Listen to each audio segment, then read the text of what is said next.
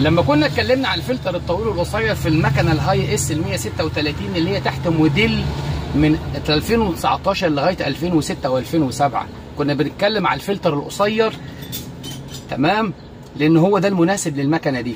تعالوا هنشوف عمل دلوقتي، هنفك فلتر الزيت ونغيره، وهنشوف الفلتر ده ظروفه ايه، هل هو شايل زيت في بطنه ولا ايه. نفضي الزيت، الفلتر حضرتك طالع فاضي، يعني حضرتك كل ما تبطل العربيه من 5 ل6 ساعات وكده الفلتر ده بيفضى. يعني لما تيجي تدورها تاني، الترومبه ال6 بار اللي احنا اتكلمنا عليها محتاجه ترفع زيت في 3 ثواني عشان تملى الفلتر كانك لسه مغيره.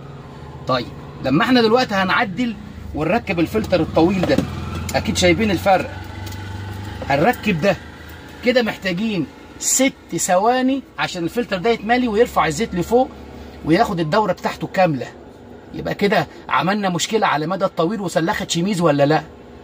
بعض التعليقات كانت سلبيه، مش فاهمين، انا بكلمك على ارض الواقع، وبعض التعليقات كانت ايجابيه وبتدعي ولا الله يبارك لك. احنا بنتكلمنا في الموضوع كتير ومحدش سامع. التعديل اكبر غلط. انا هقول لك كلمه واحده، اتعلم وبعدين اتكلم.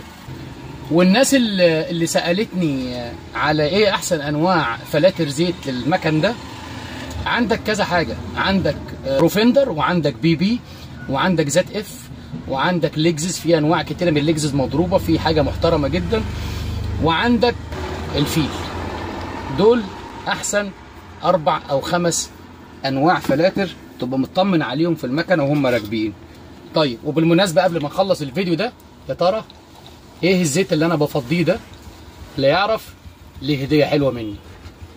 يلا خليك مع البلدوزر، تفضل دايما في امان. السلام عليكم.